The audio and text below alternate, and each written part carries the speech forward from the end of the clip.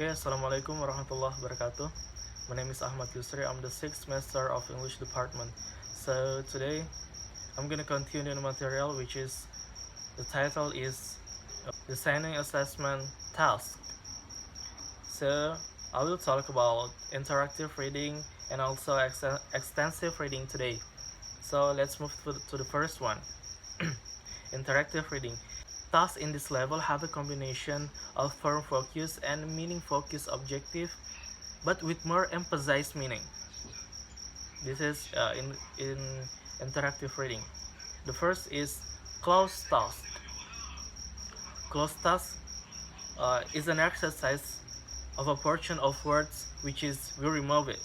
Artinya di closed task ini tes yang mana sebagian dari bahasa ataupun kata-kata itu di remove atau dihapus.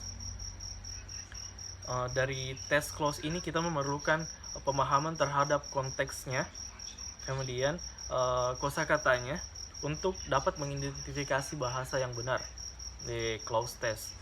And then the next is impromptu reading plus comprehension question. Read the passage and answering some question. Jadi di tahap ini read the passage and answering some question, membaca beberapa passage and answering the question. Ini merupakan teknik yang tertua kemudian dan juga yang paling umum, paling common digunakan.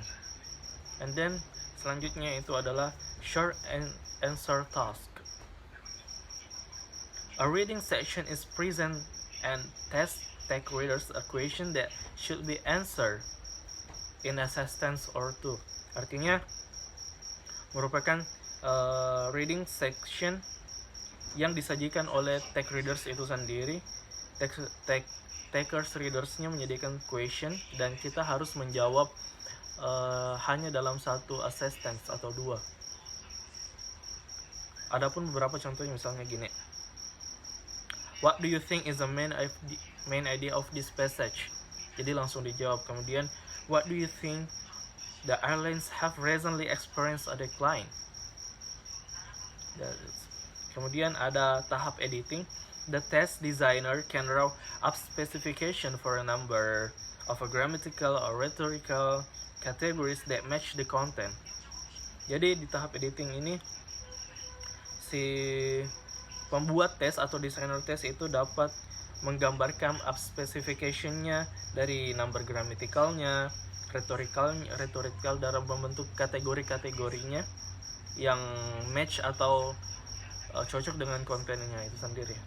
Kemudian the next ada namanya scanning. Ya, scanning. Strategy used by all readers to find relevant information. Jadi di tahap scanning ini merupakan salah satu strategi atau teknik dalam membaca yang mana si pembaca dapat menemukan informasi yang relevan di dalam sebuah tes. Ada beberapa sih yang dapat dilakukan di dalam scanning, maksudnya di hal apa saja seperti di news article kita bisa melakukan strategi scanning, kemudian di essay, di chapter in the text and technical paper and many more.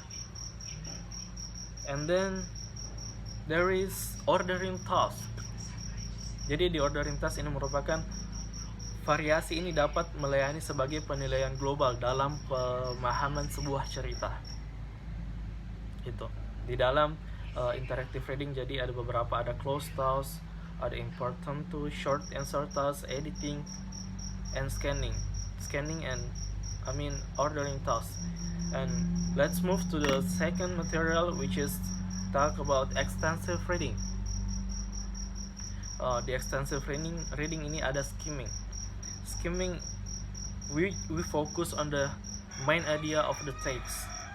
Jadi di skimming ini proses mencakup materi, membaca materi, dan untuk menentukan inti dari sebuah teks. Ini adalah strategi prediksi yang digunakan untuk mengetahui tujuan teks, organisasi teks, dan perspektif dari penulis teks itu sendiri. For example, And a question, what is the main idea of this text? Biasanya dalam pertanyaan dengan jawaban skimming ada what is the purpose of writing, what kind of writing of this article, nah, seperti itu. Kemudian dijawab dengan menggunakan jawaban dengan teknik skimming. Kemudian ada summarizing and responding summarizing. Yang pertama, direction for summarizingnya. Jadi dalam membuat sebuah summary atau rangkuman itu, we should be make one paragraph and should include your understanding about the main idea and supporting idea, like that. And then the criteria of assessing the summary, we express accurately the main idea. Kita menjelaskan the main idea-nya secara akurat. It's written in the student's own words. Jadi kita menulisnya dengan kata kita sendiri. It's logically organized, tersusun dan dapat masuk akal. Display facility in the use of language to express ideas in the text. Jadi menggunakan bahasa yang digunakan untuk mengekspresikan hal yang ada di teks tersebut. Kemudian di tahap respondingnya itu kita meminta pembaca untuk menyediakan opini, statement, pendapat terhadap isu yang sedang dibahas atau di dalam teks tersebut. Kemudian the last is not taking and outlining. Ini termasuk dalam kategori informal sih, yang mana kita belajar dalam mendapatkan informasi melalui marginal yang kita dapatkan, kemudian kita not taking. Oke, saya kira cuma itu. Assalamualaikum warahmatullahi wabarakatuh.